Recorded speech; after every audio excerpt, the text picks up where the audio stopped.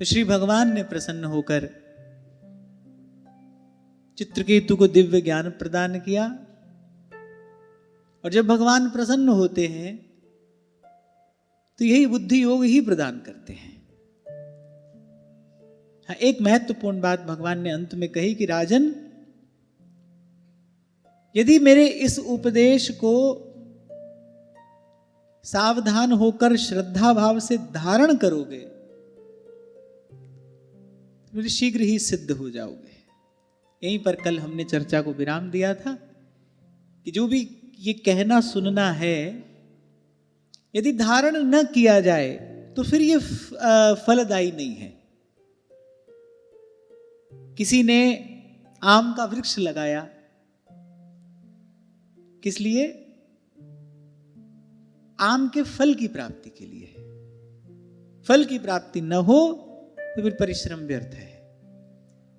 तो ऐसे ही जो भी साधन हमारे द्वारा किया जा रहा है, इसका फल है अंतःकरण की शुद्धि, क्योंकि शुद्ध अंतःकरण से ही भगवत भजन हो सकता है।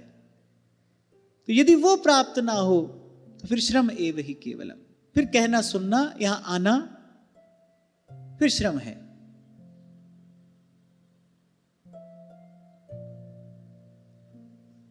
तो भगवान अंतर्ध्यान हो गए। अब चित्रकेतु हो गए विद्याधरों के स्वामी, अधीश्वर। रिद्धि, सिद्धि, विभूति, शक्ति, ऐश्वर्य, विद्या, सब कुछ उनको प्राप्त है। करोड़ों वर्षों तक सुमेरु पर्वत की घाटियों में विहार करते रहे। बड़े बड़े मुनि सिद्ध चारण उनकी स्तुति करते रहे।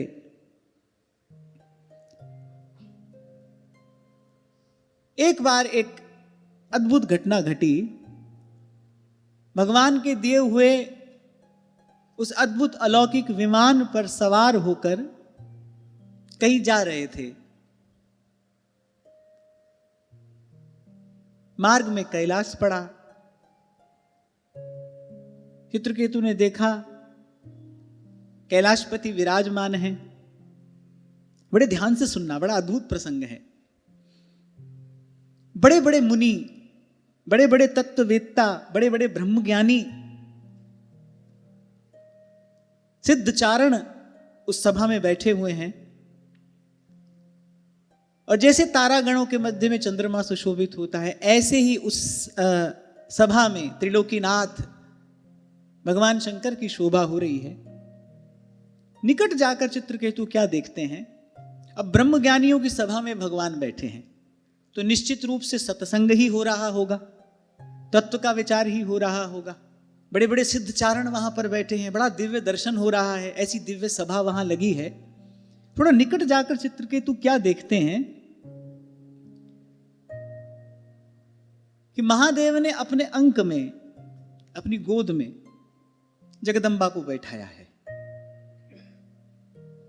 अब चित्रकेतु ने न कुछ विचार किया और तत्काल क्या कहते हैं?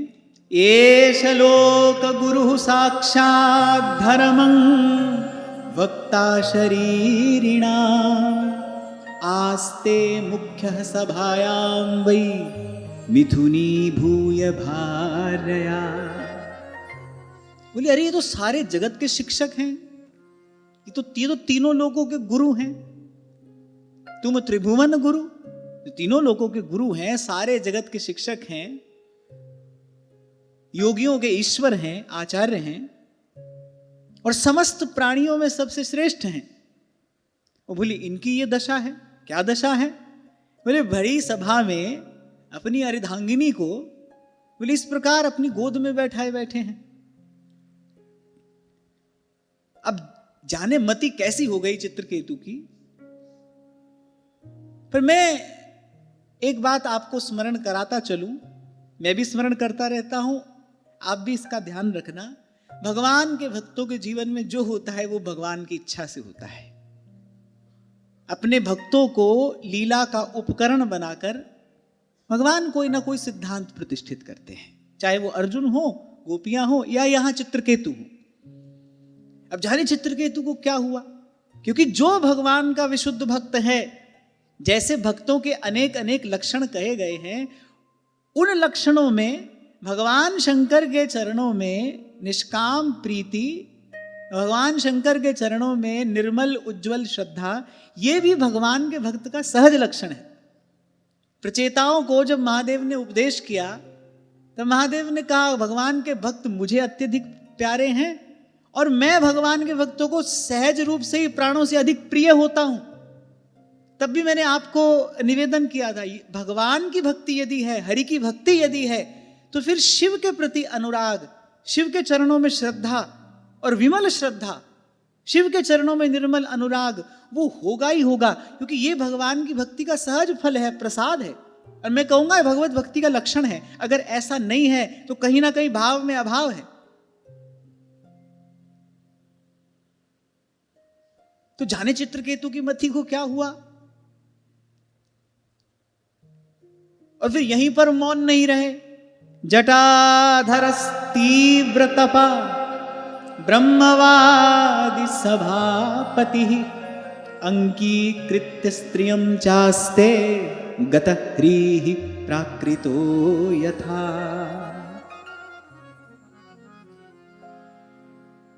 बोले जटाधारी इतने बड़े तपस्वी और ब्रह्मवादियों के सभापति, माने उस सभा में जो श्रोता बैठे हैं ना, वो कोई साधारण श्रोता नहीं है, बड़े बड़े ब्रह्मज्ञानी उस सभा में बैठे हैं, सिद्धचारण उस सभा में बैठे हैं, और शिव उस समय सभापति हैं।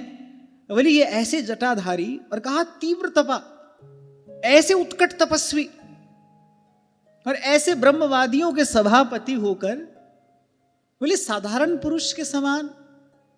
और यहां चित्रकेतु क्या कह बैठे, बोले गतह्रीः, बोले निर्लज्ज की भांति, बोले इस प्रकार यहां गोद में अपनी स्त्री को लिए बैठे हैं। प्रायशः प्राकृताश्चापि स्त्रियं रहसि बिभ्रति अयं महाव्रतधरो बिभरति सदसि स्त्रियं। बोले साधारण पुरुष भी यदि इस प्रकार की कोई चेष्टा करता है तो वो एकांत में करता है, और ये इतने बड़े व्रतधारी होकर, इतने बड़े तपस्वी होकर, ब्रह्मज्ञानी होकर, ईश्वर होकर, ब्रह्मज्ञानियों के ईश्वर हैं वो, तीनों लोगों के गुरु होकर, शिक्षक होकर, आचार्य होकर, ऐसी चेष्टा कर रहे हैं। अब दृष्टि तो ये भी हो सकती थी, शिव के क्रोध में शिवा विराजमान है, महादेव की गोद में महामाया विराजमान है। दृष्टि तो ये भी हो सकती थी कि जैसे ज्ञान रूपी सरोवर में कोई कुमुदनी खिली हो, ऐसे शिव अगाध ज्ञान स्वरूप हैं। निजम निर्गुणम निर्विकल्पम निरीहम चिदाकाशम आकाश वासम भजेहम। मंगल का भी मंगल हो जाता है शिव का स्मरण करने से। कितना भी भयानक पाप क्यों ना हो, भगवत चरणारविंद का ही अपराध क्यों ना हो गया हो, नारद जी से हरि चरणों का अपराध हो गया, नारद जी को बड़ी ग्लानि, बड़ा पश्चाताप हुआ। क्या समाधान मिला? बोले जपं जाओ शंकर सत नामा। बोले जाओ शिव के शत नाम का स्मरण करो, चिंतन करो, इस पाप से मुक्त हो जाओगे। दृष्टि तो ये भी हो सकती थी, सानंदमानंद वने वसंतम। जो भक्त हैं, जो भावुक हैं, वो तो ये देख रहे हैं, सानंदमानंद वने वसंतम आनंद कंदम हत पाप वृंदम।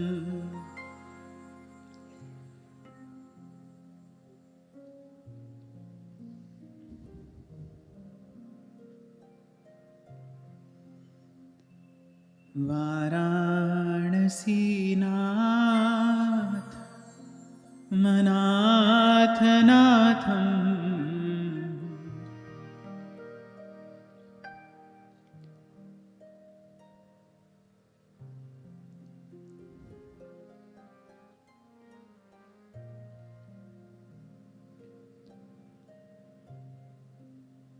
वाराणसीनाथमनाथनाथम्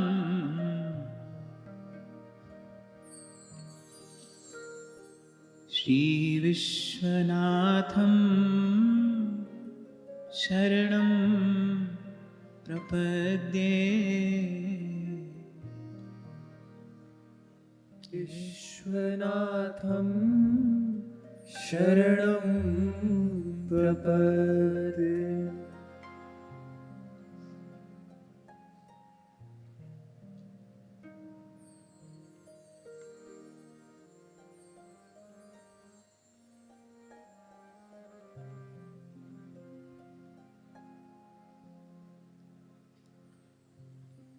वाराणसीनाथमनाथनाथं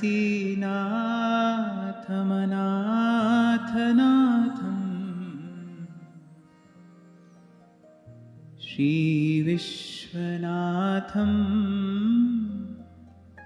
शरणं प्रपद्ये। श्रीविश्वनाथं शरणं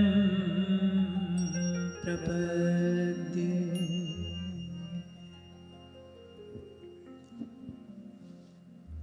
तो दृष्टि तो ये हो सकती थी और होनी चाहिए थी, ज्ञान का वो अगाध सरोवर और उसमें भक्ति रूपी वो सुकुमार कुमुदिनी खिली है।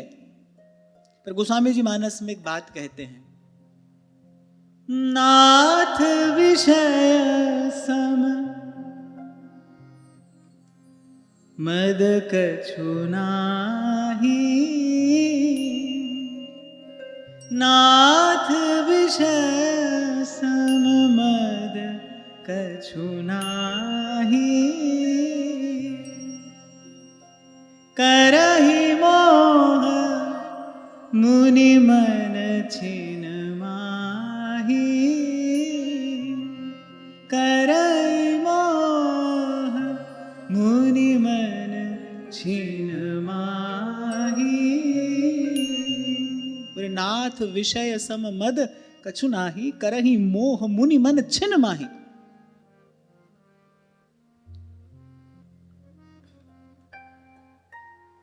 इसीलिए संत कह रहे बलिहारी उस दुख पे, इसलिए माता कुंती कह रही है, बोले प्रभु आप हमें दुख ही देना, क्यों सुख के माथे सिल पड़े। फिर प्रभु आपकी विस्मृति करा देता है। प्रण लिया है सुग्रीव ने, सुख संपत्ति परिवार बढ़ाई, सब परिहरि करिहूं सेवकाई। अच्छा जानते भी हैं फिर ये सब राम भगति में बाधक, कहीं संत तव पद आराधक, सब जानते हैं। अच्छा जब बाली का वध कर दिया भगवान ने, किष्किंधा का नरेश बना दिया, भगवान का काम भूल गए। आपको हमको सीखना चाहिए, समझना चाहिए, विचारना चाहिए। वो कौन है? सुग्रीव कौन है? भगवान के सखा हैं। भगवान ने उनको अपना सखा स्वीकार किया है, उनके मस्तक पर अपना वरद हस्त रखा है, उनके सब कार्य सिद्ध किए हैं, उनको स्वीकार किया है। भगवान ने सुग्रीव को स्वीकार किया है, सखा स्वीकार किया है, भरत जी के समान उनको प्रिय बताया है, उनके सिर पर अपना वरद हस्त रखा है। भगवान के हो गए हैं वो एक प्रकार से। फिर भी जब सुख संपत्ति परिवार बढ़ाई मिली, भूल गए, भगवान का कार्य भूल गए। तो भाई हम भी जो भगवान का कार्य है, जो करने के लिए यहाँ आए हैं, ये सब बहुत मिला तो वो भगवत कार्य की विस्मृति हो ही जाएगी, इसमें कोई संशय नहीं करना चाहिए। मैं हूं, आप हूं या कोई सिद्ध हो, करोड़ों वर्षों तक चित्रकेतु विहार करते रहे, अब सुख संपत्ति परिवार बढ़ाई सब कुछ है चित्रकेतु के पास, भक्ति भी है।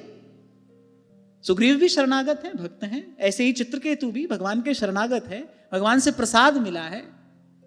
पर कहीं ना कहीं भाई ये जो अत्यधिक सुख है, ये जो विषय विलास है, कहीं ना कहीं ये अपना प्रभाव दिखाए बिना रहता नहीं।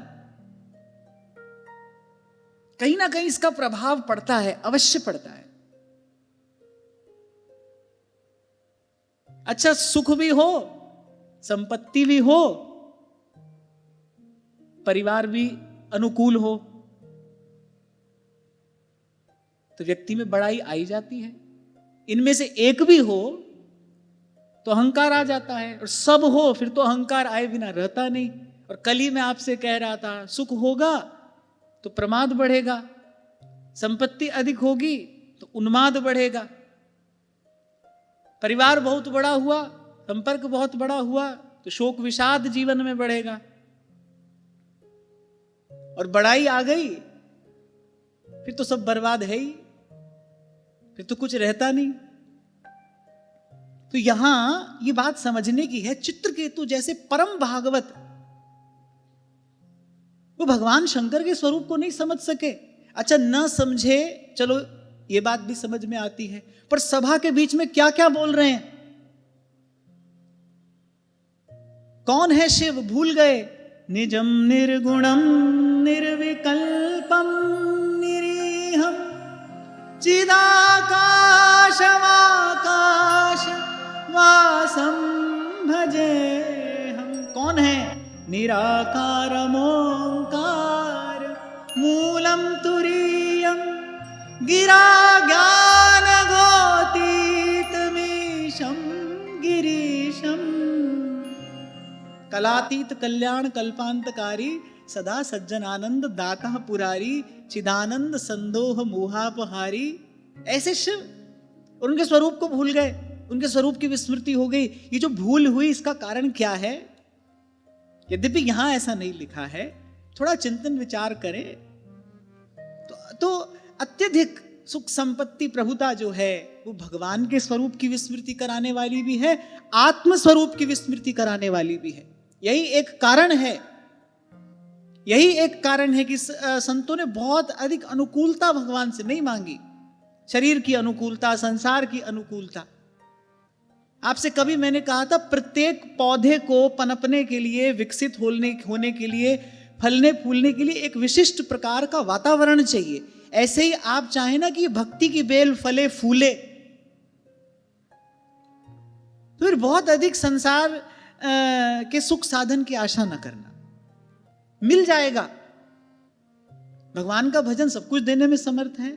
आप उसकी कामना करोगे, आप उसकी इच्छा करोगे, वो मिल जाएगा। ये उसका परिणाम क्या होगा? भगवान भूल जाएंगे, भगवत विस्मृति हो जाएगी, फिर जन्मना पड़ेगा, फिर मरना पड़ेगा। और बार बार आपको यही कहा जा रहा है, भाई दुख क्या है? ये जन्मना मरना ही दुख है, इसी से मुक्त होना है। इसी से मुक्त होने के लिए मनुष्य शरीर मिला है। और फिर गोस्वामी जी कह रहे हैं, अरे नाथ विषय सम मद कछु नहीं। इसके जैसा कोई और मद नहीं है। मद माने नशा।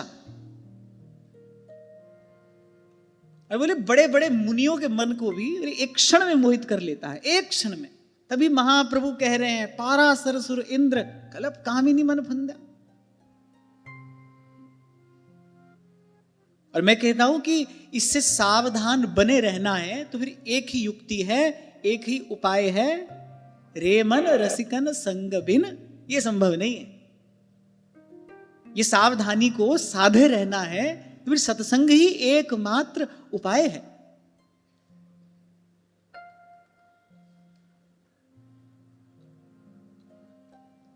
तो सुखदेव जी महाराज सुना रहे हैं, बोले परीक्षित, भगवान पी तच्छ्रुत्वा प्रहस्यागाधधीर नृप तूष्णीं बभूव सदसि सभ्याश्च तदनुव्रताः। बोले शिव तो शिव हैं। अच्छा, जब दक्ष प्रजापति क्रोधित हो गए थे ना, दक्ष प्रजापति क्यों क्रोधित हुए थे? शिव से रुष्ट होने का क्या कारण था? प्रणाम नहीं किया। देखकर प्रणाम ना करना, यह तो अशिष्ट व्यवहार है। पर शिव तो शिव हैं, तो अपने स्वरूप में स्थित रहते हैं ना। प्रणाम क्यों नहीं किया? सबको आत्मस्वरूप जानते हैं, आत्मस्वरूप देखते हैं। अपने आप को थोड़ी प्रणाम किया जाता है। प्रणाम किसको किया जाता है? जो बड़ा हो, अपने से बड़ा है, अपने से श्रेष्ठ है। और ये बड़ा है, ये छोटा है, इसके मूल में क्या है? इसके मूल में साधारण बुद्धि है, भेद बुद्धि है। अगर तत्व की दृष्टि से विचार करो तो यही सही है। पर शिव तो इन सब से पार है ना। निजम निर्गुणम निर्विकल्पम निरीहम चिदाकाशम आकाशवासम भजे हम। शिव तो वो है अपने स्वरूप में सदा स्थित, ना कोई उनका अपना है, ना कोई उनका पराया है, ना कोई छोटा है, ना बड़ा है। स्वयं को थोड़ी प्रणाम किया जाता है, वो तो अपने स्वरूप में स्थित थे, अपने सहज स्वरूप में स्थित, अपने निजानंद में मग्न। उनको इस बात का विचार ही नहीं है भाई ये बड़ा आया है इसको प्रणाम करना है, छोटा आया है इसको दुलारना, ये सब व्यवहार ही तो है। अगर विचार करो तो ये सब व्यवहार ही तो है ना, पर वो तो इससे परे है ना, निर्गुणम तो इससे परे हैं। इस बात का उनको विचार ही नहीं है, वो तो व्यवहार में है ही नहीं। तभी जब दूसरी बार भगवान ने कहा ना आप फिर विवाह करिए, शिव ने कहा प्रभु आप हमको जानते हैं, विवाह करते हैं तो फिर व्यवहार करना पड़ता है, व्यवहार हमसे हो नहीं पाता, व्यवहार कुशल हम है नहीं, बोले इसलिए पहला विवाह भी हमारा सफल नहीं हुआ, तो आप दूसरा क्यों कराना चाहते हैं। अच्छा जो पुनः विवाह किया केवल भगवद आज्ञा शिरोधार्य की, शिव तो शिव हैं, चित्रकेतु को यही विस्मृति हो गई, ये कौन है तो शिव है, ये जो हो रहा है शिव ने जो किया ये तो भगवत इच्छा थी, भगवत आज्ञा शिरोधार्य की। तो खैर क्यों रुष्ट हुए कि क्योंकि प्रणाम नहीं किया, इसीलिए रुष्ट हुए थे ना भाई, इन्होंने हमको प्रणाम नहीं किया। पर प्रणाम क्यों नहीं किया, इसलिए नहीं कि ये हमारे ससुर होते हुए भी छोटे हैं, हम शिव हैं, हम बड़े हैं, इसलिए प्रणाम नहीं किया। उनको सुध ही नहीं थी, अपने भाव में मग्न थे, अपने स्वरूप में स्थित, नहीं किया प्रणाम। भगवान वेद व्यास सुखदेव जी महाराज को पुकारते रह गए, पीछे मुड़कर ही नहीं देखा, चले ही दिए। बोले कौन पिता किसका पुत्र, बोले जो विकारी हो उसका संस्कार किया जाता है ना। भगवान वेद व्यास ने कहा अरे तुम्हारे संस्कार तो होने चाहिए। सुखदेव जी महाराज ने कहा किसका संस्कार, आत्मा का कोई संस्कार नहीं होता। चिदानंद रूप शिवोहम शिवोहम, और हमारा क्या संस्कार, विकार हो तो संस्कार किया जाए ना। संस्कार माने शोधन परिष्कार, संस्कार से शुद्धि होती है, पर जिसमें अशुद्धि हो उसी को तो शुद्धि की आवश्यकता है। पहले मैं मनोबुद्धि अहंकार चित्तानि न हम न च श्रोत्र जिह्वे न च घ्राण नेत्रे न भूमिर न व्योमस न तेजो न वायु चिदानंद रूप शिवोहम शिवोहम। हमारा कैसा संस्कार, कौन पिता किसका पुत्र, चले गए पीछे मुड़कर भी नहीं देखा। अब उनको पिता के अपमान का अपराध थोड़ी लगेगा। ये सब किसके लिए, ये सब व्यवस्था तो साधारण आपके हमारे जैसे मनुष्यों के लिए है ना, जो तत्वज्ञ महापुरुष हैं, जो ब्रह्मज्ञानी हैं, जो निर्गुण को जानकर निर्गुण हो गए हैं, जो प्रभु को जानकर तद्वत हो गए हैं। गोस्वामी जी कह रहे हैं ना, सोई जाने जही देहु जनाई और जानत तुम्हें होई जाई। अनादिकाल से श्रुतियां यही उद्गान कर रही है। सयो होवै तत्परमं ब्रह्मवेद ब्रह्मैव भवति तरति शोकम तरति पापमानम गुहा ग्रंथिभ्यो विमुक्तो अमृतो भवति।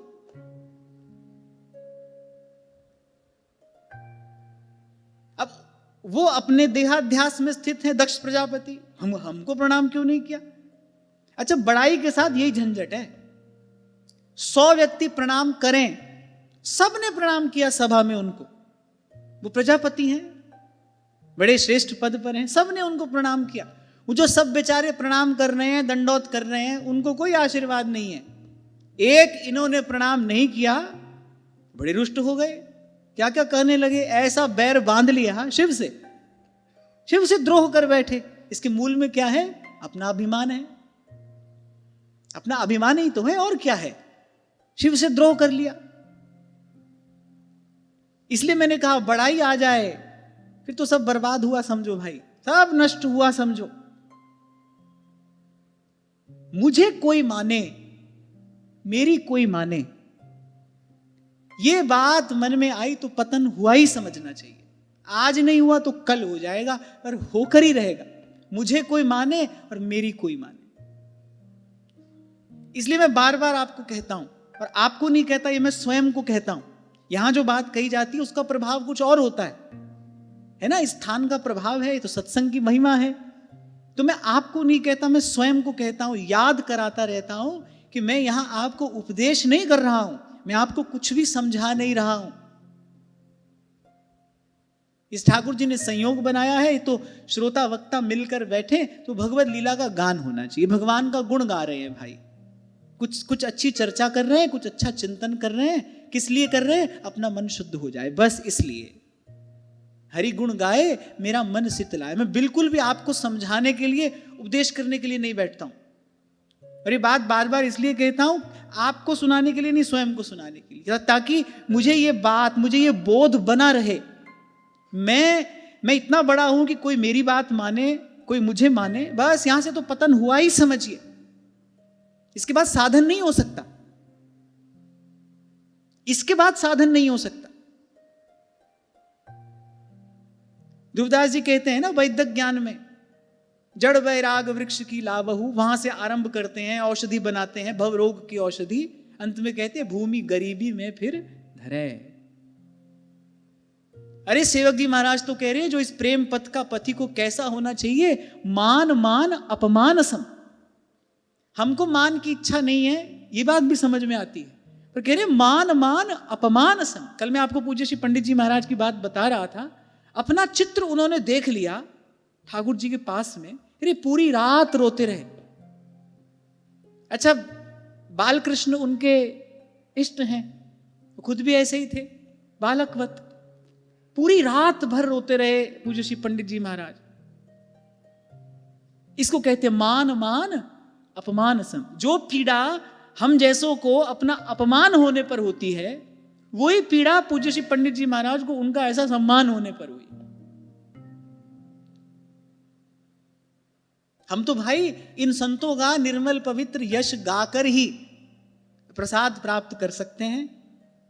यहां तक पहुंचना तो यह गुण साधन ते नहीं हुई। तो भाई प्रभु किसी को चुने, प्रभु किसी को इस योग्य बनाए तो कोई बने।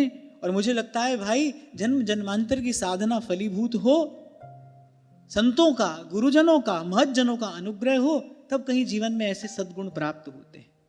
वरना मैंने कहा ना, जो चारों छोड़कर भगवान की सेवा हो सकती है, आप और मैं तो भाई उन्हीं चारों के पीछे पड़े हैं।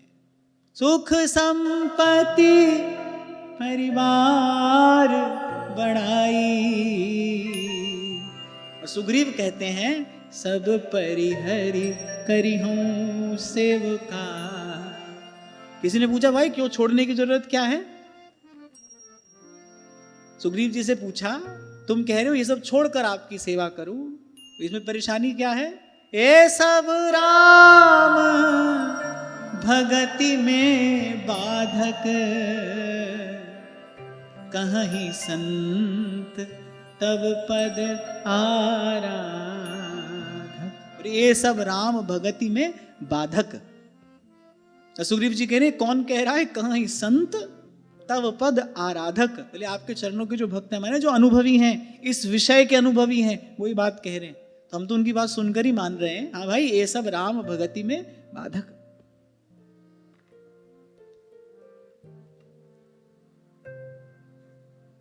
तो कहां थे हम?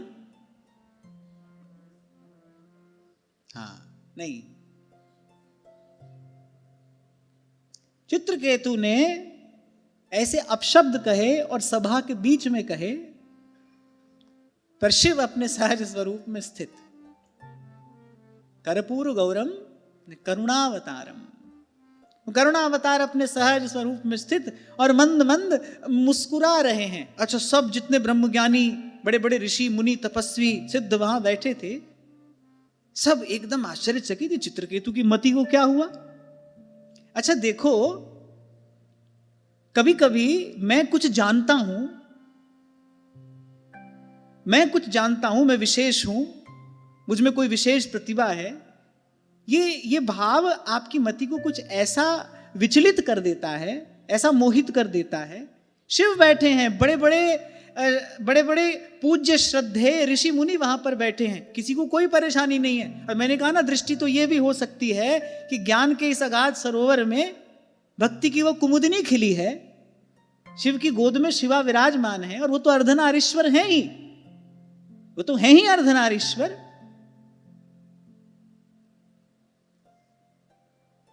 इसलिए भाई साधक को इस मान बढ़ाई से बचना चाहिए, नहीं तो किसी ना किसी की अवज्ञा, किसी ना किसी का अपराध हो जाएगा। और ध्रुवदास जी कहते हैं, भक्त द्रोह को जतन नहीं होत वज्र की लीक। इसलिए मैं बार बार आपको कहता हूं, हमको जो भजन साधन मिला हमको वो करना है, पर कभी भी किसी को कम नहीं समझना है। किसी भी उपासना पद्धति के विषय में हमारे मन में ये न्यूनता का भाव नहीं आना चाहिए। हम बड़े हैं और कोई व्यक्ति दूसरा साधारण है। बार बार स्मरण करते रहना है, अपने मन को कराते रहना है कि जो जहां जैसो भाव धर भजे है, तिनको तहां ठाकुर जी पूर्ण सुख देते। अरे घट बढ़ को ना है, घट बढ़ को ना है। हमको जो अपना कार्य मिला हम उसको ठीक से करें, सबका समान रूप से आदर करते हुए, सम्मान करते हुए, सबके प्रति हृदय में सत्कार की विनम्र भावना रखते हुए अपनो रस लिए रहे। मैं बड़ा हूं, मैं श्रेष्ठ हूं, मैं कुछ विशेष हूं, इसी कारण तो शिव का अपराध हो गया। यदि विनम्रता का भाव उस समय जागृत होता तो ऐसी बात कभी सोच ही नहीं सकते। कहना तो बहुत दूर की बात है, सोच ही नहीं सकते। अब भगवान की लीला है भाई। ऐसे ही श्री ठाकुर जी की लीला में कितने मंदमती अवज्ञा का, अवहेलना का भाव कर बैठते हैं। चाहे वो चीरहरण की लीला हो, चाहे वो रास लीला हो। अब कितने मंदमती ऐसे हैं जो भगवान के स्वरूप को नहीं जानते, जो तत्व से भगवान को नहीं जानते, उनकी लीला का रहस्य नहीं समझते। क्या क्या बकते डोलते हैं। क्या होता है इसका परिणाम, क्या होता है? जन्म जन्म तक जीव नरक का भागी होता है, भगवान से विमुख हो जाता है, बार बार संसार के थपेड़े खाता है।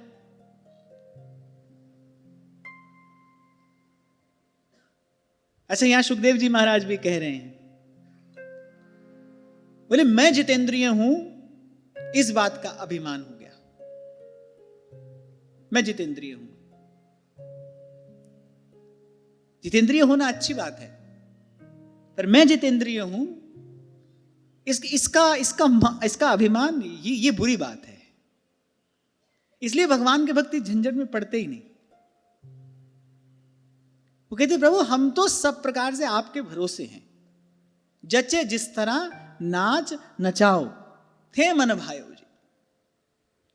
इसलिए मैं भी बार बार आपको कहता हूं, ये छोड़ना है, ये त्यागना, इस चक्कर में ना पड़ के सीधे सीधे भगवान को पकड़ो, भगवान का नाम पकड़ो, भगवान के रूप का ध्यान करो, भगवान की लीला का चिंतन करो, उसका श्रवण करो, भगवान के धाम का आश्रय लो, ठाकुर जी को पकड़ो। तो इस बात का कुछ अभिमान कि मैं जितेंद्रिय हूं। कभी कभी देखा जाता है कि व्यक्ति कहने वाला मिल जाता है, बोले हम तो बड़े सरल हैं। सरलता का भी अभिमान हो जाता है, हम तो बड़े सरल हैं। व्यक्ति को भीतर से लगता है मैं तो बड़ा सरल हूं, बड़ा भोला भाला हूं। अच्छा, सरल व्यक्ति को कभी पता नहीं होता कि वो सरल है। यही उसकी सरलता है, यही उसकी सरलता है कि उसको पता नहीं होता कि मैं सरल हूं। भोले व्यक्ति को पता नहीं होता कि मैं भोला हूं। पर कुछ इतने चतुर लोग हमने देखे, उनको यह भी पता रहता है कि वो कितने सरल हैं, वो कितने भोले भाले हैं। कहने का तात्पर्य यहां पर यह है, सद्गुण हो पर मुझ में सद्गुण है, इस बात का अभिमान यदि है तो वस्तुतः सद्गुण नहीं है, वो सद्गुण का भ्रम है। वो सद्गुण का भ्रम है, सद्गुण नहीं है। सद्गुण होगा तो खबर नहीं पड़ेगी। प्रेम सब गुणों का मूल है। प्रेमी को कभी नहीं लगता कि मैं प्रेमी हूं। उसको सदा अपने भीतर प्रेम का अभाव ही दिखाई पड़ता है। उसको अपना हृदय रूखा सूखा ही मालूम पड़ता है। प्रेमी को कभी अनुभव ही नहीं होता। प्रेम कुछ ऐसा विचित्र है, प्रेम कुछ ऐसा विलक्षण है, प्रेमी को कभी अनुभव नहीं होता कि मैं प्रेमी हूं। अगर इस बात का अनुभव हो जाए तो फिर तो प्रेम से तो तृप्ति हो जाती है ना। प्रेमी को कभी तृप्ति नहीं होती, प्रेमी को कभी तृप्ति नहीं होती। लाल जी अपने आप को दीन ही नहीं माने रहते हैं। उनके जैसा प्रेमी कौन होगा? यद्यपि सकल लोग चूड़ामणि, महाप्रभु कह रहे दीन अपनपो माने, उनको लगता ही नहीं है कि मैं प्रेमी हूं। क्या कह रहे हैं गोपियों को? बोले देवताओं जितनी आयु ग्रहण कर लेने पर भी तुम्हारे प्रेम का ऋण नहीं चुका सकता। गोपियों के मन में जो है कृष्ण की ही तो कृपा है, कृष्ण की ही तो करुणा है। हनुमान जी को भगवान कह रहे हैं सुन कपितो ही उऋण में नाही, त्राही त्राही कर उठे श्री हनुमंत लाल जी, त्राही त्राही भगवंत। बोले प्रभु ऐसा ना कहिए, मैंने व्याकुल हो गए हनुमान जी प्रभु को ऐसे देखकर। दृष्टि नहीं उठा रहे हैं श्री रघुनाथ जी। खैर वो तो शील निधान है ही, दृष्टि नहीं उठा रहे हैं श्री रघुनाथ जी, हनुमान जी की ओर देख नहीं रहे हैं। कह रहे सुन कपितो ही उऋण में नाही। हनुमान जी इतने व्याकुल हो गए, त्राही त्राही कर उठे। बोले एक क्षण भी प्रभु ऐसा दर्शन और नहीं कर सकता हूं मैं आपका। और फिर नाथ न कछु मोरी प्रभुताई, सो सब तब प्रताप रघुराई। वो जो भी किया तो आपके बल से किया। शाखा अमृत के बड़ मनुसाई, शाखा ते शाखा पे जाई। मैं तो वानर हूं, उछल कूद करना मेरा कार्य है। रावण ने मेरी पूंछ में आग लगाई, मैं एक शिखर से दूसरे शिखर पर जय श्री राम करता उछलता रहा, लंका जल गई। समुद्र पार किया तो पार करने की सामर्थ्य मुद्रिका के रूप में आपने दे ही दी थी। बड़ा मार्मिक वर्णन गोस्वामी जी करते हैं। अच्छा, जब सब लोग चले गए, अलग अलग कोने में वानरों के अलग अलग समूह श्री सुग्रीव जी ने भेजे, पूर्व पश्चिम उत्तर दक्षिण। दक्षिण दिशा में श्री हनुमान जी, अंगद जी, नल नील और जाम्बवान जी, और इनके पीछे वानरों का समूह था। अच्छा, सब लोग निकल गए, हनुमान जी सबसे पीछे थे। हनुमान जी को लोभ रहता है जितना अधिक प्रभु का दर्शन कर सके कर ले, करते रहें। अब मान लो आप सब लोग यहां बैठे हो, इस द्वार से निकल के जाना है तो आगे वाले को सबसे पहले जाना पड़ेगा ना। आपको इस द्वार से निकलना है, हम कहीं भाई चलो निकलना शुरू करो, कौन निकलेगा? सबसे आगे जो बैठा है सबसे पहले निकलेगा ना। इसलिए हनुमान जी सबसे पीछे रहते हैं, सबसे पीछे, मतलब ज्यादा देर तक प्रभु का दर्शन होता रहेगा। अच्छा, सब लोग चले गए, पीछे केवल हनुमान जी। श्री रघुनाथ जी ने हनुमान जी को बुलाया। गोस्वामी जी वर्णन करते हैं, हनुमान जी ने श्री चरणों में प्रणाम किया। श्री रघुनाथ जी ने अपना वरद हस्त हनुमान जी के मस्तक पर रखा, मुद्रिका दी। श्री जानकी जी को क्या कहना है ये भी कहा। आनंद रामायण में बड़ा सुंदर वर्णन मिलता है, श्री जानकी जी को क्या कहना है ये भी कहा। सीधे सीधे बता दिया ना, ये कार्य तुम ही करने वाले हो। सुग्रीव अपना कार्य कर रहे हैं, चारों दिशाओं में वानर भेजे। अच्छा, इनको क्या पता नहीं था ये कार्य कौन करेगा? मुद्रिका हनुमान जी को दे रहे हैं, किसी को नहीं दी। जानकी जी को क्या कहना है संदेशा भी दे रहे हैं। तत्व प्रेम कर मम अरु तोरा, जानत प्रिया एक मन मोरा, सोमन सदा रहत तो ही पाही, जहानी प्रीति रस इतने हूं माही। संदेशा भी दे रहे हैं। तभी हनुमान जी ने कहा, बोले प्रभु सामर्थ्य आपने मुझे दी थी, मैंने तो केवल समुद्र के किनारे पहुंचकर प्रभु मुद्रिका मेली मुख माही। और उस मुद्रिका पर क्या लिखा है? राम। और उस राम नाम की महिमा क्या है? गोस्वामी जी कह रहे, नाम ले तो भव सिंधु सुखाही। बोले भव सिंधु सूख जाता है वो नाम लेते ही, और मैं वो 100 योजन का समुद्र पार कर गया, कौन बड़ी बात है? हनुमान जी कह रहे सारा संसार बड़ा आश्चर्य कर रहा है, एक छलांग में समुद्र पार कर गए, हमको तो कोई आश्चर्य नहीं हो रहा है। राम नाम की महिमा देखूं तो इसमें कोई आश्चर्य नहीं है। नाम लेत भव सिंधु सुखाही। तो खैर हम ये बात कर रहे थे, ऐसा प्रभु का स्वभाव है, ऐसे रसिक शिरोमणि प्रभु हैं, सकल लोक चूड़ामणि, कृप दीन अपन को माने। तो पुनः प्रसंग में आप हम प्रवेश करें। कुछ इस बात का अभिमान सा हो गया, मैं जितेंद्रिय हूं, मैं विशिष्ट हूं, अलौकिक ऐश्वर्य से मैं संपन्न हूं, शिव को शिव नहीं समझा। और यहां से एक और बात सीख लेनी चाहिए, भूल किसी से भी हो सकती है भाई, प्रमाद किसी से भी हो सकता है, मति विचलित कभी भी कहीं भी किसी की भी हो सकती है। इसीलिए महाप्रभु कह रहे ना जानो छिन अंत। अब चित्रकेतु कोई साधारण नहीं है, नारद जी के शिष्य हैं, भगवान का दर्शन प्राप्त किया, भगवान ने ज्ञान प्रदान किया है, और करोड़ों वर्षों तक विहार करते रहे,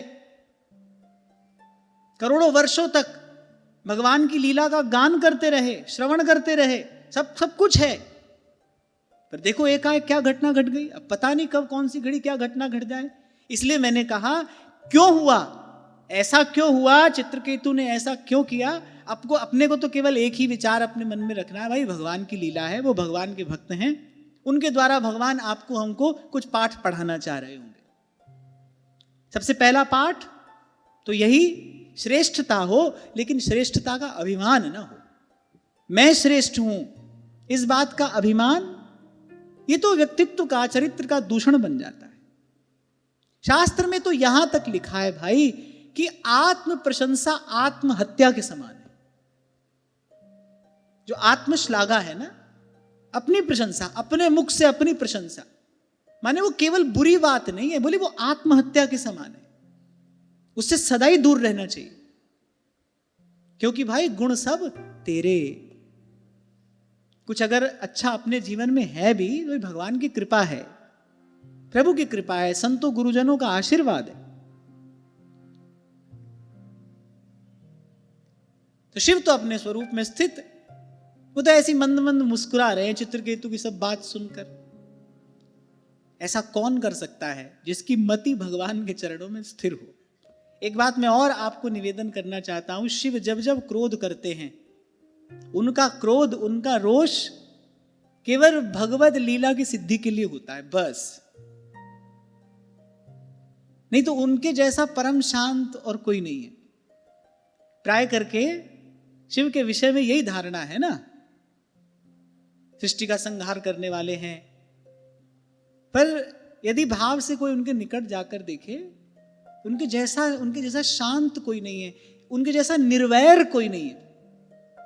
एक बार ठाकुर जी ने उनसे कहा, बोले तुम राक्षसों को, दैत्यों को, दानवों को सब वरदान दे देते हो, देवताओं के लिए बड़ा झंझट पड़ जाता है। महादेव ने कहा, भाई हमारा द्वार सबके लिए खुला है, कभी भी आ जाए, कोई भी आ जाए। शिव के मंदिर में आप आधी रात को जाकर अभिषेक कर दो, वहां तो शयन मंगला है नहीं, जब चले जाओ उनका द्वार सबके लिए खुला है। आप चले जाओ, हम चले जाएं, देवता चले जाएं, राक्षस चले जाएं। अब भगवान ने कहा थोड़ा आप विचार कर लिया करो। उन्होंने कहा प्रभु ये हम नहीं कर पाएंगे। वो निर्वैर हैं, निष्प्रिय है, निर्वैर। इसलिए मैं कहा करता हूं उनके जैसा कोई त्यागी नहीं है, उनके जैसा कोई बैरागी नहीं है, उनके जैसा कोई अनुरागी नहीं है। उनके जैसे तो वही हैं, वही। और उनका यही स्वरूप उनको परम मंगलकारी, परम कल्याणकारी बनाता है। इसीलिए वो शिव हैं। हत पाप वृंदम,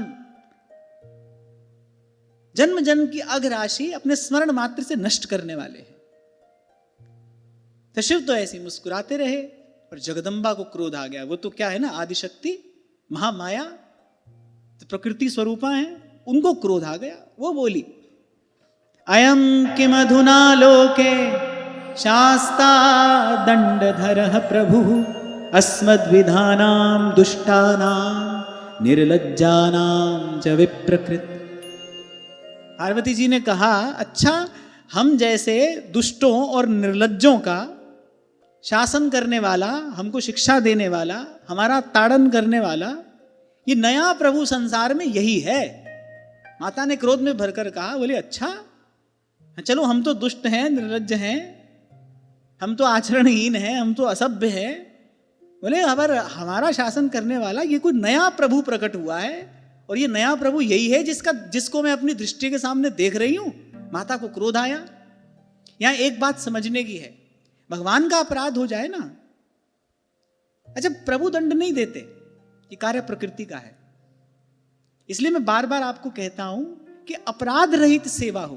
प्रभु कुछ नहीं कहेंगे, वो कुछ नहीं कहेंगे, क्योंकि उन तक तो प्रेम के अतिरिक्त कुछ पहुंचता ही नहीं। लेकिन जो प्रकृति उनकी सेविका है और उनकी सेवा में सदा तत्पर, वो शासन करती है। शिव प्रसन्न रहे, मुस्कुराते रहे, पर माता मौन नहीं रही। न वेद धर्मं किल पद्मयोनिर् न ब्रह्मपुत्रा भृगुनारदाद्याः न वै कुमारः कपिलो मनुश्च येनो निषेधन्त्यतिवर्तिनं हरम्। माता कहने लगी, ऐसा लगता है ब्रह्मा जी, भृगु, नारद, सनकादि, कपिल, मनु, बोले ये बेचारे तो धर्म का रहस्य जानते ही नहीं। एक यही ज्ञानी है, बोले संसार में केवल एक यही ज्ञानी रह गया है। बोले ये जो बेचारे ब्रह्मा जी हैं, नारद जी हैं, सनकादिक हैं, कपिल हैं, ये तो बेचारे धर्म का रहस्य जानते नहीं। बोले अगर धर्म का रहस्य जानते तो क्यों अब शिव को अपना इष्ट मानते? शिव तो सबके आराध्य हैं। आगे कहा एषामनुध्येय पदाब्ज युग्मं जगद्गुरुं मंगलमंगलं स्वयं यः क्षत्रबन्धुः परिभूय सूरीन् प्रशास्ति दृष्टस्तदयं हि दण्ड्यः। बोले ब्रह्मा आदि तो भगवान का रहस्य जानते नहीं, ना वो धर्म का रहस्य जानते। अगर जानते तो बोले शिव को ऐसा कार्य करने से तत्काल रोक देते। उन्होंने तो आज तक रोका नहीं, बल्कि जब जब इस सभा में वो उपस्थित हुए, बोले समय समय पर वो भी इस सभा में उपस्थित होते रहते हैं। अच्छा, जितने सब देवता हैं ब्रह्मा जी सहित समय समय पर जाते हैं कैलाश पर। किस लिए? बोले शिव की चरण रज प्राप्त करने के लिए जाते हैं। बोले ब्रह्मा आदि समस्त महापुरुष जिनके चरण कमलों का ध्यान करते रहते हैं। एक बात मैं बड़ी विनम्रता पूर्वक आपको कह रहा हूं,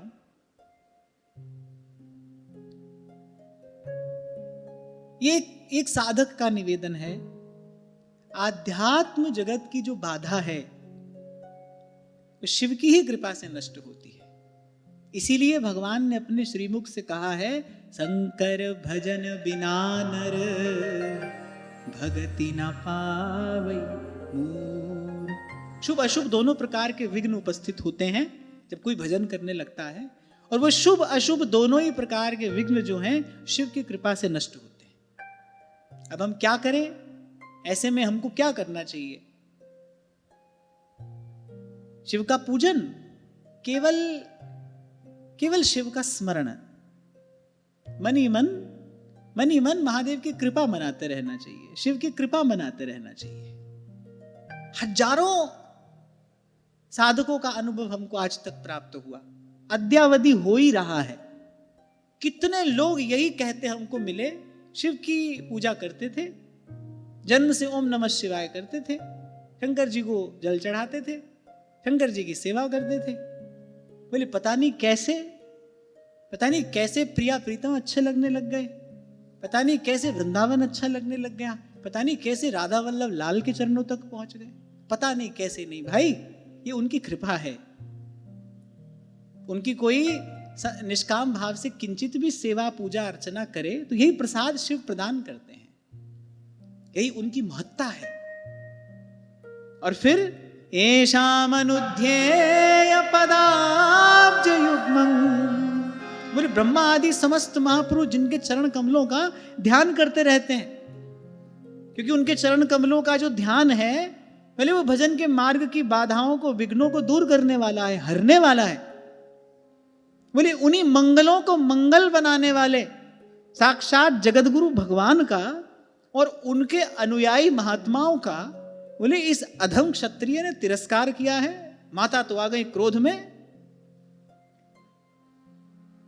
कौन है? बोले आदि शक्ति जही जग उपजाया, तो आ गई क्रोध में। बोले इनका शासन करने की चेष्टा की है। बोले ये सर्वथा ढीठ है और दंड का पात्र है। अब यहां इस स्थिति का आप दर्शन करो। महादेव को तनिक भी प्रभाव नहीं पड़ा, वो तो बैठे देख ही रहे हैं, दृष्टा बने राम जरो के बैठ के सबका मुजरा ले। माता सती को भी एक बार समझा दिया, बोले देखो ऐसा मत करो, ऐसा करना ठीक नहीं। नहीं मानी, अश्वत्थ वृक्ष के नीचे जाकर बैठ गए। बोले हम यहां कुछ देर नाम जप कर रहे हैं, तुम्हारा काम जब हो जाए वापस आ जाना। अच्छा, वापस आ गई। हाँ, शिव ने ये तो कह दिया कि मन ही मन, भाई अब इनको पुनः वामांग में तो नहीं बिठाया जा सकता, इन्होंने माता का रूप धारण कर लिया है।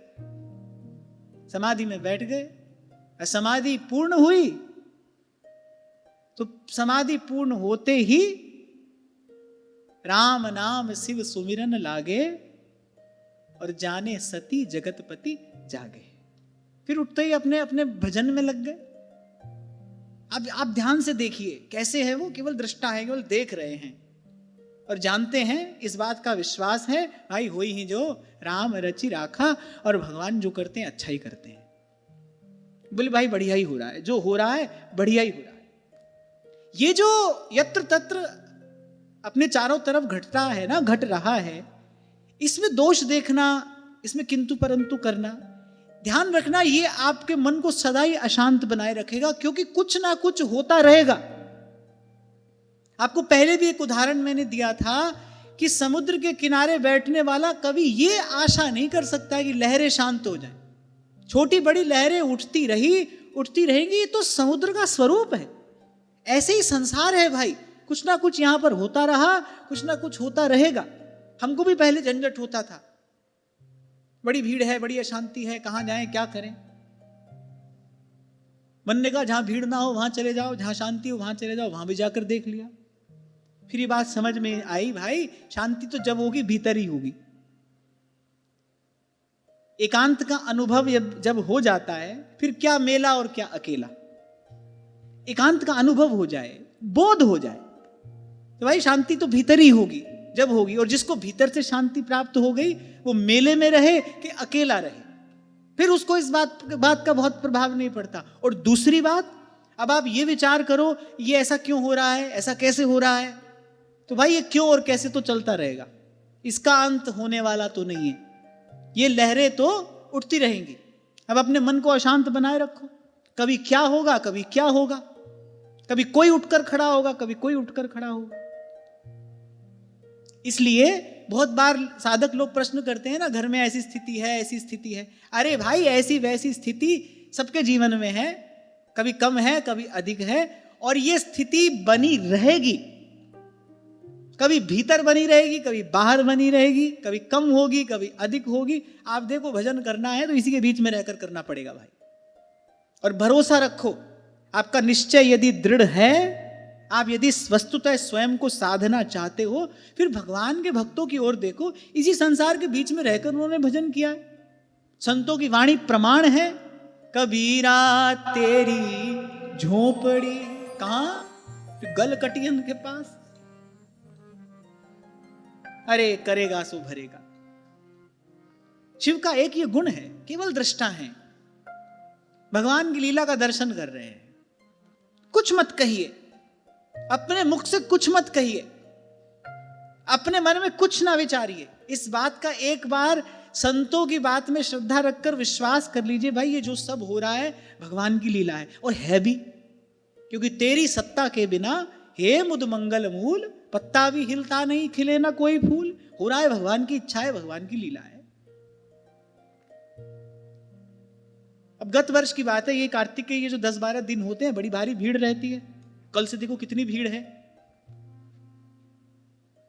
तो पिछली बार हमको लगता था क्या करें, कैसे करें, यहां घूमे वहां घूमे। अब की बार मैंने कहा भाई ज्यादा करो, 15-20 मिनट, आधा घंटा और पहले निकल लो। तो सेवा करने जा रहे हैं भाई, है ना, ज्यादा झंझट हो तो थोड़ा और पहले निकल लो।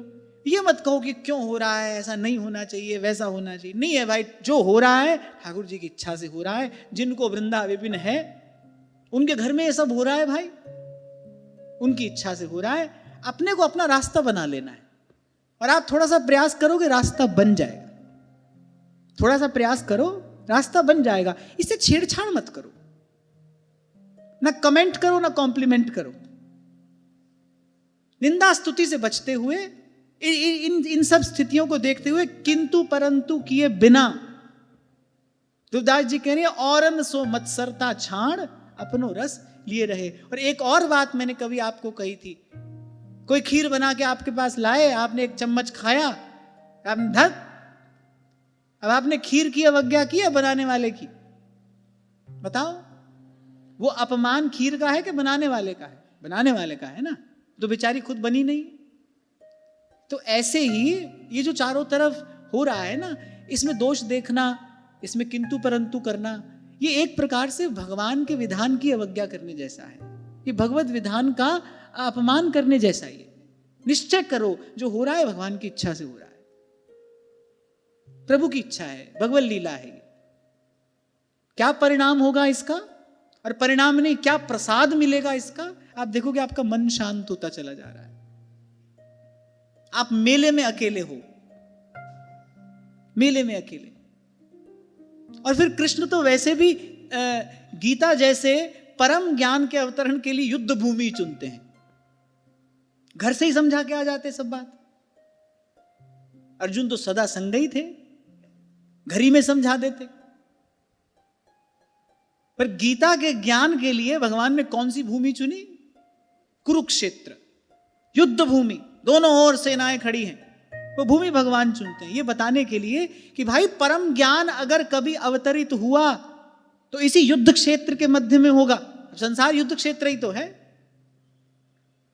वो जो ज्ञान अवतरित हुआ इसी युद्ध क्षेत्र में होगा। उसके लिए होना क्या पड़ेगा? उसके लिए करना क्या पड़ेगा? भगवान के शरण होना पड़ेगा। श्री जी तमरी शरण वल्लभ तमरी शरण, श्री जी तमरी शरण वल्लभ तमरी शरण, श्री जी तमरी शरण वल्लभ तमरी शरण, श्री जी तमरी शरण वल्लभ तमरी शरण, गिरिराज धरण, श्री जी तमरी शरण, गिरिराज धरण, श्री जी तमरी शरण, श्री गिरिराज धरण, श्री जी तमरी शरण, गिरिराज धरण, श्री जी तमरी शरण, श्री जी तमरी शरण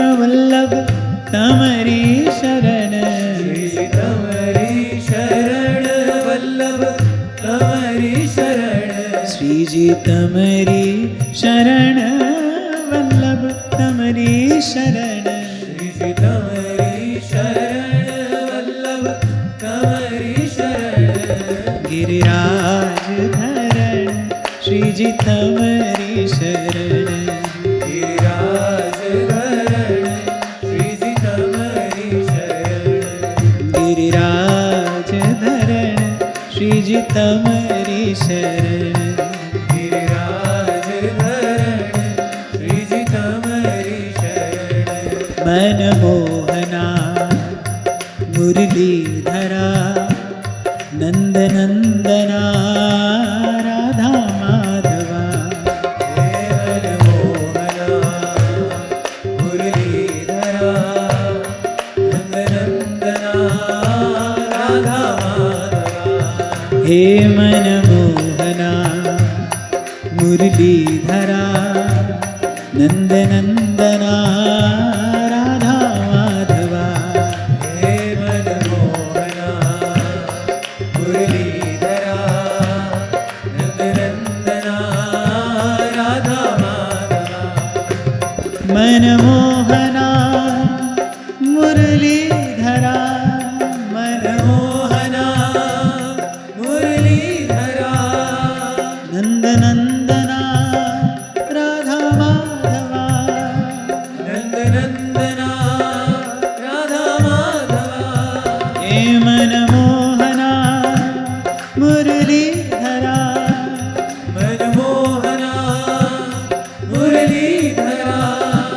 नंदनंदना राधा माधवा, नंदनंदना राधा माधवा, हे मनमोहना मुरलीधरा नंदनंदना राधा माधवा, हे मनमोहना मुरलीधरा नंदनंदना राधा माधवा, हे मनमोहना मुरलीधरा नंदनंदना राधा माधवा, मनमोहना मुरलीधरा, मनमोहना मुरलीधरा नंदनंदना हे राधा माधवा, नंदनंदना राधा माधवा, हे मनमोहना हे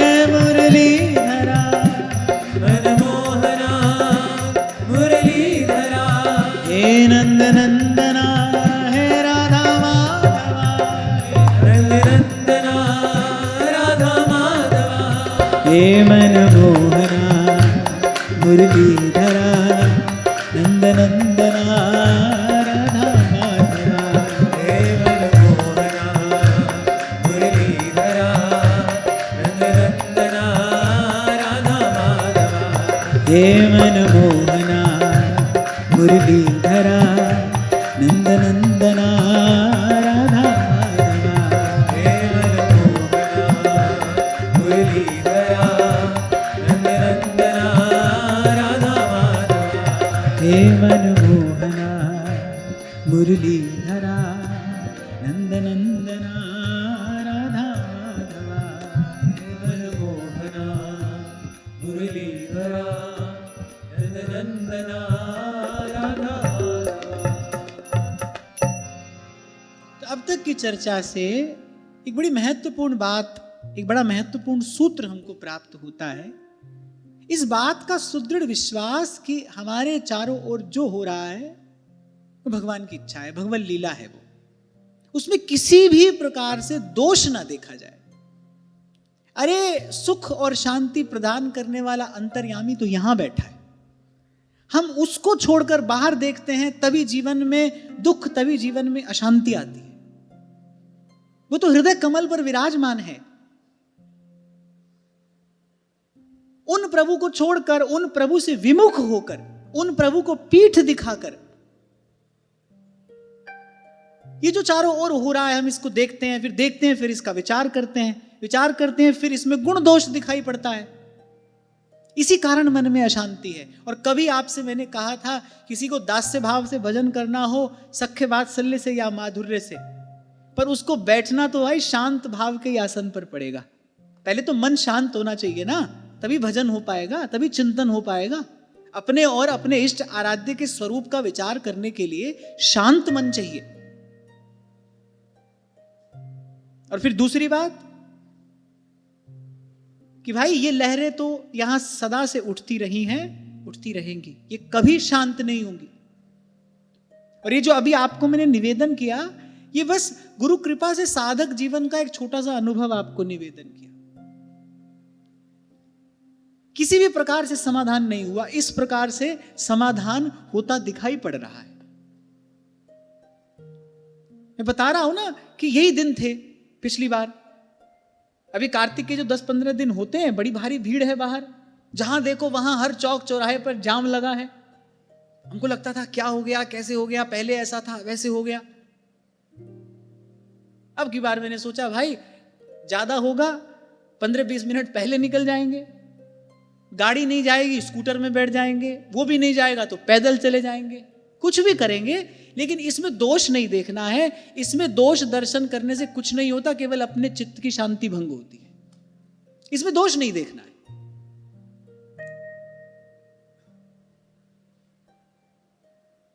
और दोष हमारा ही है।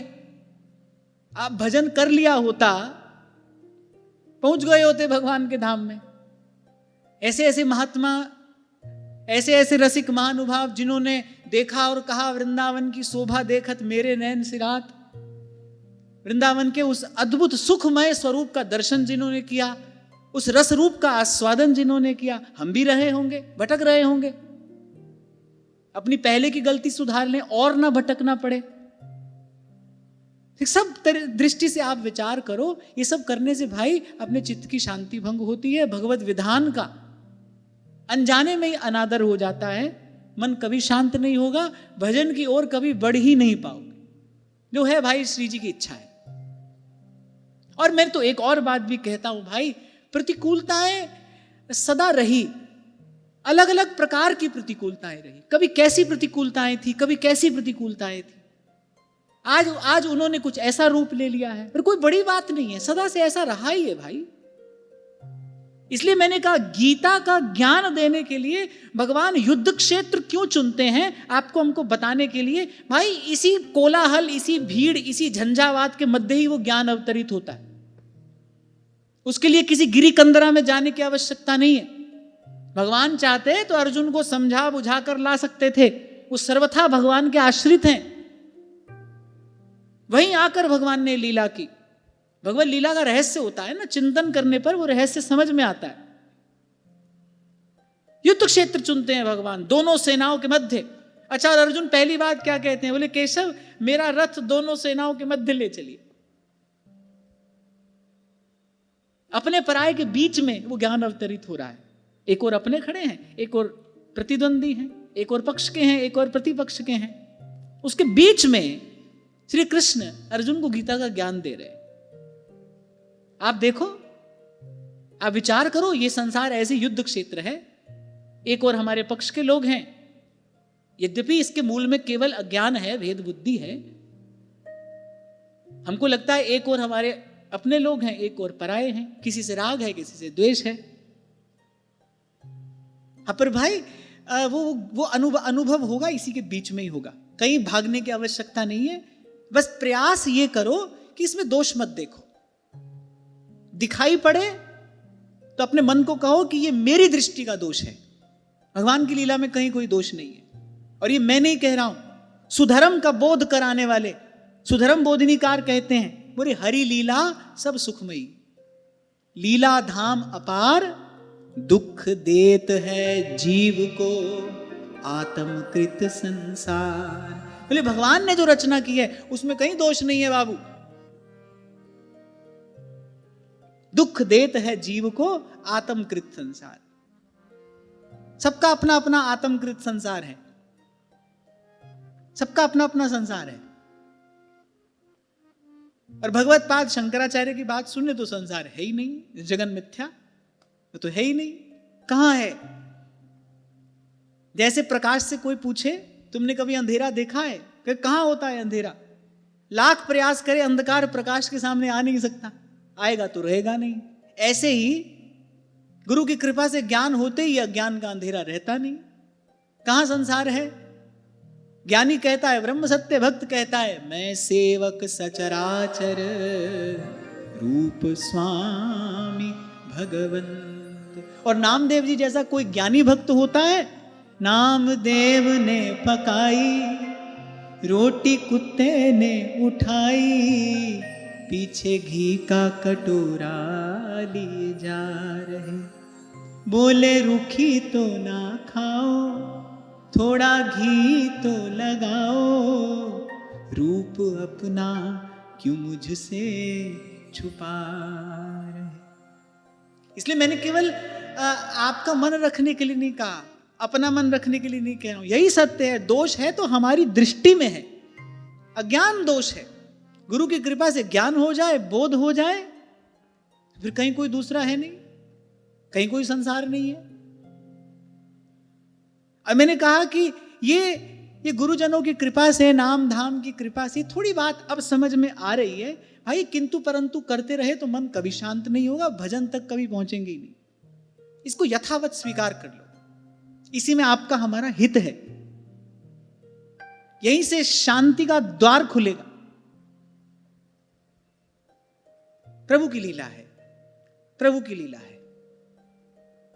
रटते जाओ, एक दिन मन स्वीकार कर लेगा। और जिस दिन मन स्वीकार करेगा ये प्रभु की लीला है, जो स्थिति आपको दुख दे रही है, जो स्थिति आज कष्ट का कारण बन रही है, वही सुख और आनंद का कारण होगी।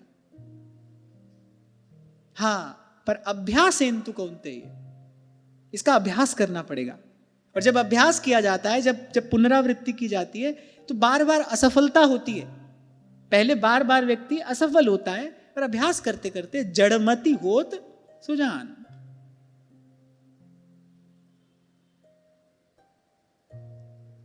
तो माता ने कहा भाई ढीठ है, दंड का पात्र है। नायम अर्हति वैकुंठ पादमूलोपसर्पणम संभावित मति स्तब्धः साधुभिः पर्युपासितम्। तो माता पार्वती ने कहा, बोले ये श्री हरि के चरण कमलों में रहने योग्य नहीं है, क्योंकि अभिमानी है। यानी अभिमानी भगवान के निकट नहीं रह सकता। वो भगवान के चरणारविंद की सन्निधि में रहने का अधिकारी नहीं है, जिसको किसी भी प्रकार का श्रेष्ठता का अभिमान है। इसीलिए सुग्रीव जी ने कहा, सुख संपत्ति परिवार बढ़ाई, सब परिहरि करी हूं सेवकाई। ये सब राम भगति में बाधक, सीधे सीधे बाधक नहीं है, पर अगर ये सब अनुकूल हो जाए तो व्यक्ति में अभिमान आता है। कुछ रूप अधिक हो, रूप का मद है, बल अधिक हो, बल का मद है, यौवन का मद होता है, विद्या का मद होता है, धन का मद है, पद का मद है। ये सब उन्माद लाने वाला है। तो सीधे सीधे बाधक नहीं है, पर ये बाधा का मूल है, यहीं से बाधा उत्पन्न होती है। और फिर संशय नहीं करना इस बात में, क्योंकि सुग्रीव जी कह रहे हैं ये मेरा अनुभव नहीं है, ये सब राम भगति में बाधक, कहीं संत तब पद आराधक, कहीं संत तब पद आराधक। तो प्रकृति क्रोधित हो गई। शिव तो सदा स्वस्थ हैं, सदा प्रसन्न। प्रकृति कुपित हुई और कहा कि तू अभिमानी है, यह आसुरी वृत्ति है। भरी सभा के बीच में तूने जगत गुरु का अपमान किया है, और कारण केवल अपनी श्रेष्ठता के मद में मदमत्त होकर तूने ये ना करने योग्य कर्म किया है। अतः पापी यसीम योनिमासुरीम याहि दुर्मते। अरे दुर्मति, जा पाप योनि असुर योनि में जा। बोले ऐसा होने से क्या होगा? अब वो माता है ना, माता चपत लगाती है, बालक न माने तो। ऐसा होने से माता ने कहा, बोले बेटा फिर कभी किसी महापुरुष का अपराध नहीं करेगा। जो तूने किया है इसका दंड तुझे मिले, ये अनिवार्य है। और ये दंड मैं इसीलिए तुझे दे रही हूं ताकि तेरी बुद्धि शुद्ध हो जाए। कभी कभी दंड से ही बुद्धि शुद्ध होती है, कभी कभी दंड अनिवार्य हो जाता है, दंड से ही बुद्धि शुद्ध होती है। तो बोले इस दंड से तेरी बुद्धि शुद्ध हो जाएगी और भविष्य में तुझसे पुनः कभी ऐसा अपराध नहीं होगा, तू कभी किसी महापुरुष का अपराध नहीं करेगा। तुझे दंड देना अनिवार्य है। नीति का, शिष्टाचार का, सभ्यता का संरक्षण करने के लिए तुझे दंड देना अनिवार्य है। और सुखदेव जी महाराज कहते जैसे ही माता के मुख से ये शब्द सुने, एवं सप्तश्चित्रकेतुर विमानादवरुय्यसः प्रसादयामास सतीं मूर्धना नम्रेण भारत। कल विमान से उतर पड़े, सिर झुकाकर स्तुति करने लगे। उनको अपनी भूल का, अपनी त्रुटि का उनको बोध हुआ। उन्होंने कहा कि मैं बड़ी प्रसन्नता पूर्वक आपका ये श्राप स्वीकार करता हूं। बोले आपने जो किया है वो मेरे हित के लिए ही किया है, मेरे कल्याण के लिए ही किया है। और वैसे भी जीव को जो कुछ प्राप्त होता है, को न काऊ सुख दुख कर दाता, निज कृत कर्म भोग सब भ्राता। तो अपने प्रारब्ध से प्राप्त होता है। मेरे जीवन में ये स्थिति आई, ये निश्चित ही मेरे ही किसी पूर्वकृत कर्म का परिणाम है। क्योंकि काल दंड ले काहू न मारा, समय किसी को डंडा लेकर नहीं मारता। ताकि मति पहले हर ले, जहां को प्रभु दारुण दुख दे ही, ताकि मति पहले हर ले। मति ही तो दूषित हुई, ये दूषित मति का ही तो परिणाम था। शिव का अपराध कर दिया, अपमानजनक वाक्य कहे। जो सदा सर्वदा सर्वत्र पूज्य है, सबके आराध्य हैं, उनका अपमान कर दिया। ये क्या है? दूषित मति का ही तो परिणाम है। दूषित मति क्या कराती है? पाप कराती है। पाप का परिणाम यही है। तो बोले प्रसन्नता पूर्वक मैं आपका श्राप शिरोधार्य करता हूं। यद्यपि चित्रकेतु वापस श्राप देने में भी सक्षम है। यहां लिखा है महाराज जी कि यदि वो चाहते तो वो साक्षात जगदंबा को श्राप दे सकते थे, पर नहीं दिया। भगवान के भक्त से भूल होती है, पर वो संभल जाता है। संभल गए। हम क्या करते हैं?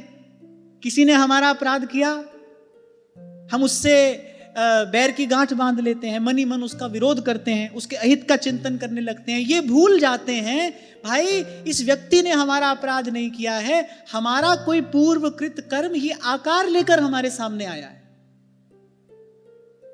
श्री स्वामी रामसुखदास जी महाराज कहा करते थे, देखो संतों की दृष्टि कैसी अद्भुत है। बोले ऐसे व्यक्ति पर तो दया करनी चाहिए, उस पर तो धन्यवाद करना चाहिए। बोले भाई ये मिल तो हमको हमारे कर्म का दंड रहा है। बोले ये व्यक्ति उसमें निमित्त बना है, बोले प्रभु इस पर कृपा करना, इसमें इसका कोई दोष नहीं है, ये तो हमको ये दंड पहुंचाने में निमित्त बना है। बोले ऐसा व्यक्ति तो धन्यवाद का पात्र है। देखो संतों की दृष्टि कैसी अद्भुत है, जब भगवान हृदय में आकर विराजमान हो जाते हैं, कैसा भाव, कैसी वृत्ति, कैसी दृष्टि हो जाती है, अद्भुत है। तो चित्रकेतु चाहते तो वापस श्राप दे सकते थे, पर नहीं दिया। कहा माता आपका श्राप शिरोधार्य करता हूं, मुझसे भूल हुई, आप जगदम्बा हैं, सारे जगत की माता हैं, जगन माता हैं, मैं तो बालक हूं, मुझसे अपराध हुआ, आपने मुझे दंडित किया, किस लिए? ताकि मेरी बुद्धि शुद्ध हो जाए। और फिर वो ज्ञानी तो है ही, भगवान ने स्वयं, श्री संकर्षण भगवान जो आचार्य हैं, शेष भगवान ने उनको ज्ञान, उनको बोध, उनको विद्या प्रदान की है। तो उन्होंने कहा कि किसी को दोषी मानना ये तो अज्ञान का लक्षण है। को न काऊ सुख दुख कर दाता, बोले इसी के कारण तो जीव बार बार संसार में भटकता रहता है। किसी को अपना माना, किसी को पराया माना, अपने में राग हुआ, पराये से द्वेष हुआ। राग द्वेष से कभी मन मुक्त हुआ ही नहीं, और ये राग द्वेष पुनः पुनः संस्कृति का कारण बनता है। राग होता चला गया, उसमें आसक्ति हो गई, द्वेष होता चला गया, उसके अहित का चिंतन होने लगा। राग द्वेष से कभी मुक्त हुए ही नहीं। छोटी सी बात समझ में आ जाए, भाई हमारे जीवन में जो हो रहा है ना, जो भी अनुकूल प्रतिकूल हमको प्राप्त हो रहा है, उसमें कोई व्यक्ति कारण बन रहा है, कोई वस्तु कारण बन रही है, कोई स्थिति कारण बन रही है, वो वस्तु, व्यक्ति, स्थिति हमारा कर्म फल ही वो आकार लेकर आया है हमको पहुंचाने के लिए। बड़ी बुरी खबर डाकिया लेकर आ जाए तो डाकिये को मारने थोड़ी दौड़ा जाता है, उससे बैर थोड़ी गांठ लिया जाता है। बड़ा शुभ समाचार लेकर आ जाए तो उसको घर नहीं बिठा लिया जाता, उसको मित्र नहीं बना लिया जाता। वो तो भाई सूचना देने वाला है ना, वो तो सूचना आप तक पहुंचाने आया है। ऐसे ही कोई भी व्यक्ति, वस्तु, स्थिति, वो हमारा कर्म फल हम तक पहुंचाने में निमित्त बना है। हमारा कर्म वो आकार लेकर आया है।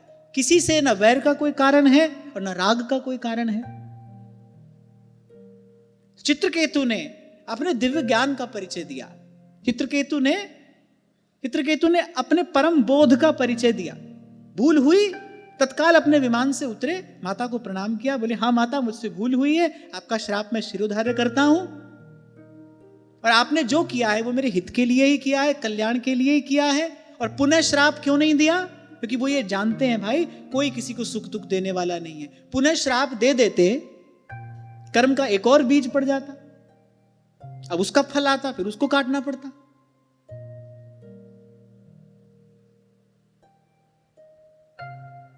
गांधारी ने यही तो किया। अंत में श्री कृष्ण को अपराधी मानकर मोह ने ज्ञान विवेक सब हर लिया। वो दुर्योधन को अपराधी नहीं मान रही है, वो कुरुकुल के नाश का कारण श्री कृष्ण को जान रही है, मान रही है। भगवान को श्राप दे दिया। भगवान हंसने लगे, बोले माता ये जो आश्राप आपने दिया ये तो प्रकृति का विधान था, होना ही था। अच्छा श्री कृष्ण चाहें तो क्या श्राप को निष्फल नहीं कर सकते? कोई ऐसा वरदान और कोई ऐसा श्राप नहीं है जिसको श्री कृष्ण सफल या निष्फल ना कर सकते हो। अश्वत्थामा के ब्रह्मास्त्र का प्रतिकार यदि कर सकते हैं, कुछ भी कर सकते हैं भाई, वो करतुम अन्यथा करतुम सर्वतंत्र स्वतंत्र ईश्वर है। पर उन्होंने कहा माता ये तो प्रकृति का विधान था, तो होना ही था। बोले आपने ये श्राप देकर अपने मार्ग में कांटा क्यों बोया? इतनी बात समझ में आ जाए, देखो जीवन में शांति ही शांति है। दो बात, एक तो ये जो हो रहा है भाई भगवान की इच्छा है, और को न काऊ सुख दुख कर दाता। हम फिर आपको ये जरूर कहूंगा, अवश्य मैं आपको यही कहूंगा, इसका अभ्यास करना पड़ेगा। केवल सुन लेने मात्र से ये स्थिति सध नहीं जाएगी। आज आपने सुना, आप इसका थोड़ा चिंतन मनन करोगे, इसको जीवन में लाने का प्रयास करोगे, कभी कर पाओगे, कभी नहीं कर पाओगे। कभी ना करते भी क्रोध आ जाएगा, भूल हो जाएगी, किसी को अपराधी मान बैठोगे। फिर कोई बात नहीं, जैसे चित्रकेतु संभल गए, ऐसे संभल जाना है। सत्संग सुन के हम संभलते रहे। इसी को संत कह रहे हैं, बनत बनत बन जाएगी, एक दिन बात बन जाएगी। और फिर चित्रकेतु ने कहा जिन पर भगवान की कृपा होती है, जिनके सर पर भगवान का वरद हस्त होता है, वो किसी उपलब्धि से प्रसन्न नहीं होते और कोई ऐसा प्रतिकूल अवसर आ जाए तो क्षुभित नहीं होते, सुख पाए फूले नहीं और दुख पाए बिललाए। और फिर एक और बात चित्रकेतु ने कही, बोले माता वैसे भी आप पति प्राणा हैं, वो सब सतियों में शिरोमणि है ना। लोक लीला में श्री जानकी जी हो, श्री रुक्मिणी जी हो, उन्हीं का पूजन करती हैं, उन्हीं से भगवान की याचना करती हैं कि भगवान पति रूप में मिले, उन्हीं का पूजन किया जाता है। गोपियों ने कात्यायनी का पूजन किया, तो आप पति प्राणा है, सतियों में शिरोमणि हैं, और आपने अपने पति के अपमान से पीड़ित होकर ये श्राप मुझे दिया है। आपने जो किया है सर्वथा उचित किया है। और चित्रकेतु ने कहा मैं आपको प्रसन्न करने के लिए ये सब नहीं कह रहा हूं, मैं आपको केवल प्रसन्न करने के लिए नहीं कह रहा हूं, मुझसे वस्तुतः भूल हुई है, अपराध हुआ है, और ये जो प्रार्थना आपसे कर रहा हूं, श्राप तो आपका शिरोधार्य है, पर माता मुझसे रुष्ट मत रहना। श्राप आपने दे दिया, मैंने ले लिया, स्वीकार कर लिया, भूल हुई थी, दंड मिलना ही चाहिए था, पर आप मुझसे रुष्ट मत रहना। आप मेरे प्रति अपने मन में कोई अभाव ना रखना, जो भूल हुई है उसको आप हृदय से क्षमा कर देना। जब चित्रकेतु चले गए, अच्छा उसी समय पतन तो उनका हो गया, माता का श्राप मिला है।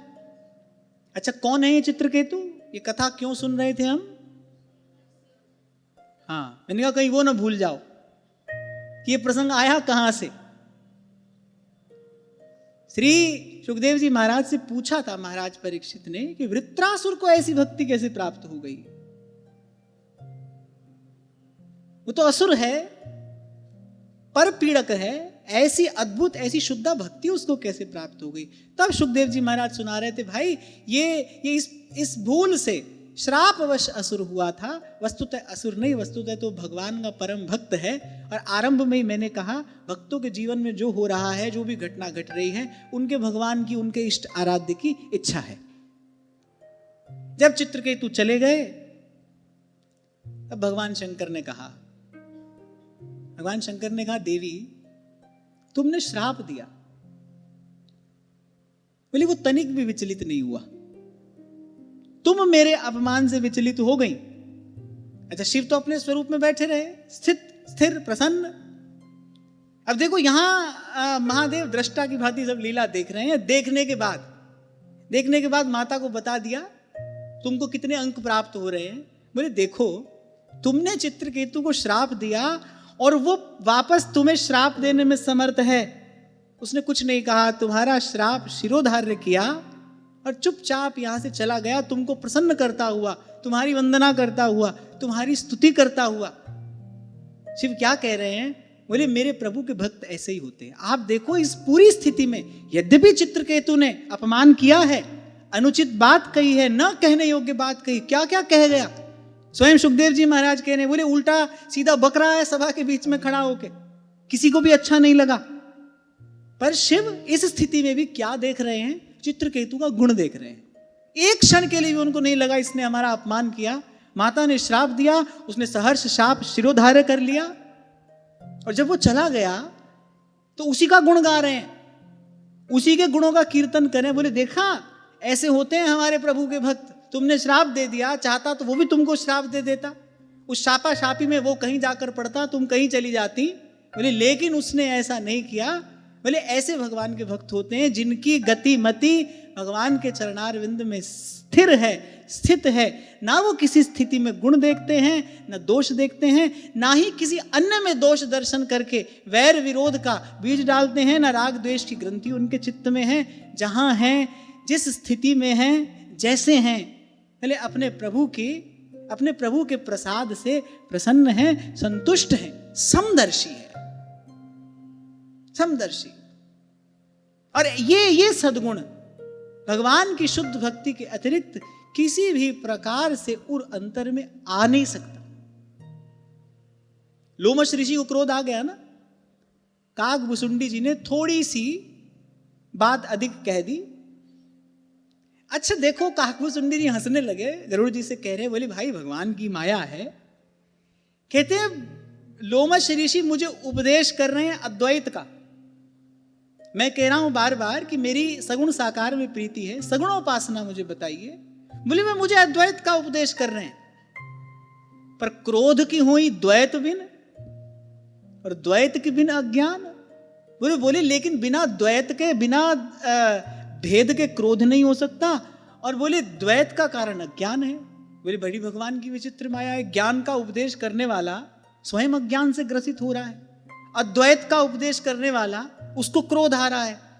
यद्यपि काकभूषुंडी जी ने दोष नहीं देखा, ये उनका सरकाजम नहीं है, तो कहे भगवान की कुछ लीला ऐसी है, और इससे सर्वथा अगर कोई मुक्त होता है तो श्री चरणों में, भगवान के श्री चरणों में जो शरणागत है वो इससे मुक्त हो जाता है। इसीलिए मैंने कहा सब झंझट में है, भगवान का भक्त मौज में रहता है, उसको कहीं किसी प्रकार का भय नहीं है, उसको कहीं किसी प्रकार की चिंता नहीं है, क्योंकि जिनकी शरण में है उनका स्वभाव है जिमि बालक राखे महतारी,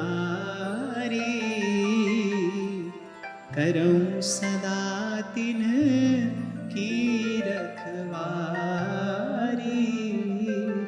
और मुझे विश्राम के समय बस केवल इतना ही कहना है कि सब चर्चा करने के बाद, इसका चिंतन करने के बाद एक बात समझ में आती है कि अगर भगवान की भक्ति हमारे हृदय में है तो फिर ये सब सद्गुण होने चाहिए। पहली बात, ये जो हो रहा है ये भगवान की इच्छा है, इसमें दोष ना देखा जाए। हमारे दुख का कारण कोई नहीं है, कोई भी नहीं है। कितनी भी प्रतिकूल से प्रतिकूल परिस्थिति क्यों ना हो, देखने में कोई कितने ही बड़े कष्ट का कारण क्यों ना बन रहा हो, पर भाई वो नहीं है, वो व्यक्ति नहीं है, वो कोई वस्तु नहीं है,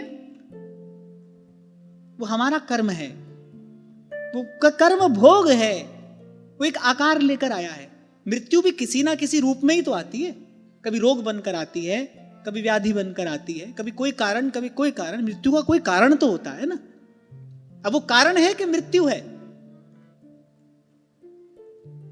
रोग हुआ, व्याधि हुई, कोई भी कारण उपस्थित हुआ, कारण है कि मृत्यु है। मृत्यु है भाई, कारण तो निमित्त बना है उसमें। ऐसे ही कोई भी आ रहा है हमारे जीवन में, वो हमारा ही कर्म फल है, उसके लिए किसी को दोष देकर एक और बीज डालने की भूल नहीं करना।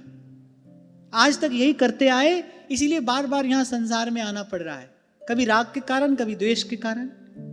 ये अपने पराये की जो भेद बुद्धि है, भगवान की भक्ति की कृपा से यही भेद बुद्धि तो नष्ट होती है, यही तो नष्ट होती है। कोई दूसरा नहीं है, प्रभु ही है, और प्रभु हमारे हैं, हम प्रभु के हैं।